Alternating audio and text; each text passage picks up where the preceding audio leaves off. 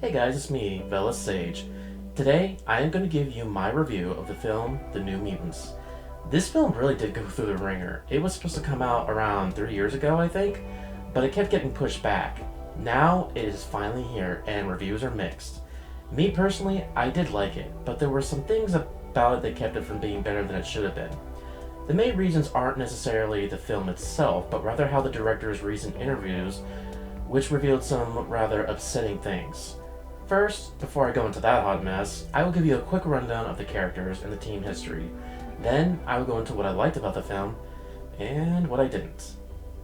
The New Mutants first appeared in September 1982, created by Chris Claremont and Bob McLeod, part of the Marvel graphic novel line and appearing in their own title from 1983 to 1991.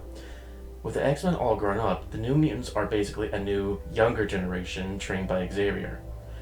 There have been many teams bearing the name, but the movie focuses on some of the original members: Sam, Danny, Ileana, Ryan, and Roberto.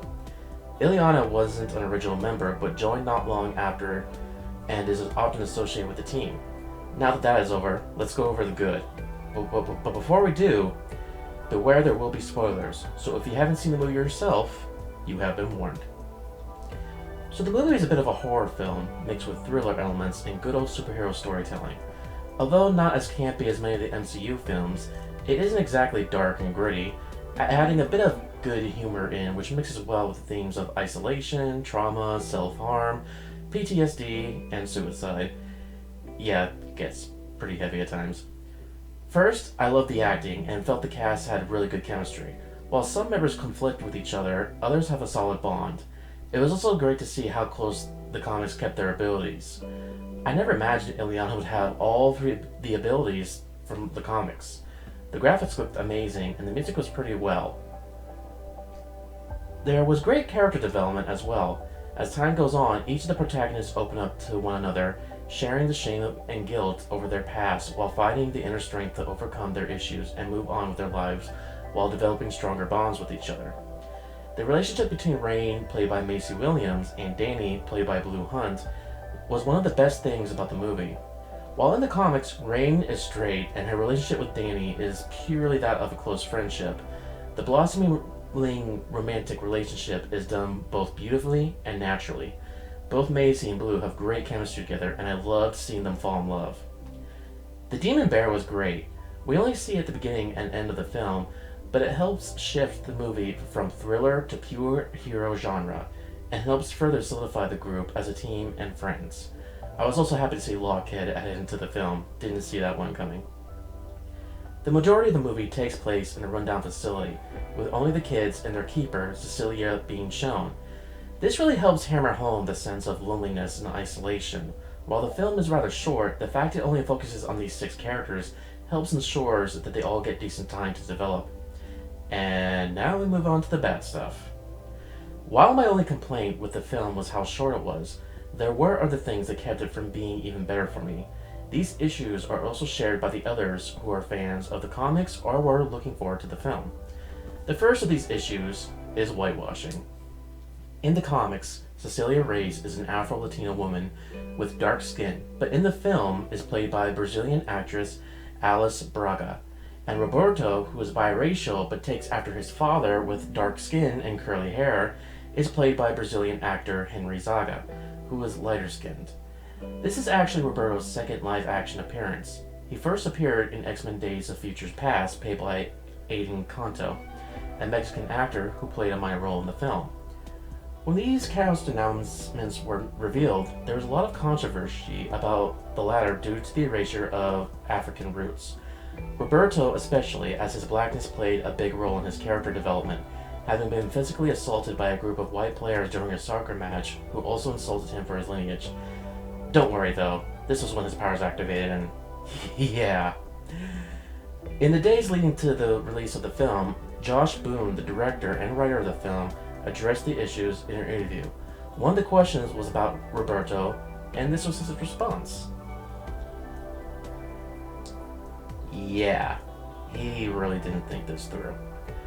While I have no issue with Henry or Alice themselves, as they were doing their jobs and did a great one at that, I find issue that he chose to ignore casting an Afro-Brazilian for the role.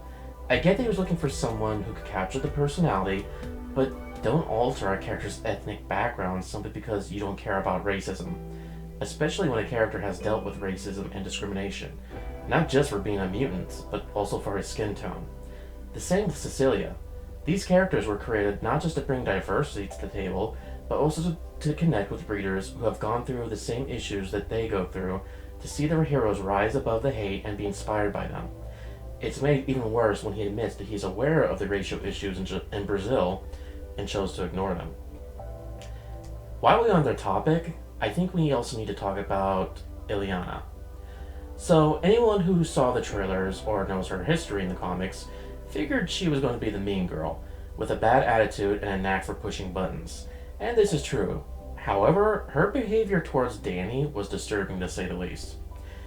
Ileana seems to single Danny out and is especially cruel and aggressive with her. While she can be snarky with the others, it is clear she puts the majority of her mean girl behavior onto Danny, even going so far as to make racist remarks to her several times throughout the film. Now, remember, Danny is of the Cheyenne tribe, so to see Ileana, a blonde white woman, calling her Pocahontas and making derogatory comments involving Danny and buffaloes is both extremely unnecessary. This is especially upsetting for her fans, who were super excited to see her in the film, only to feel like they got slapped in the face. Like I said, everyone was expecting Ileana to be snarky, but having her target an indigenous girl and use racial stereotypes and try to kill her twice leaves a bad taste in one's mouth. There were plenty of other ways they could have made Ileana be antagonistic without the racism. But I have to admit, the scene where Danny finally stands up to her and calls her out was great. I was rooting for Danny to kick her ass the whole time. While Ileana's storyline of child slavery and sexual abuse is both a call out to the comics, with her being abducted as a child by Belasco, and her and Danny bonding and developing a friendship, also Ileana willing to risk her life to protect Danny, it makes you wonder, if Danny had been black or another minority, would they have still had her throw out racist remarks? Fans want to see their favorites act like a badass, not a racist.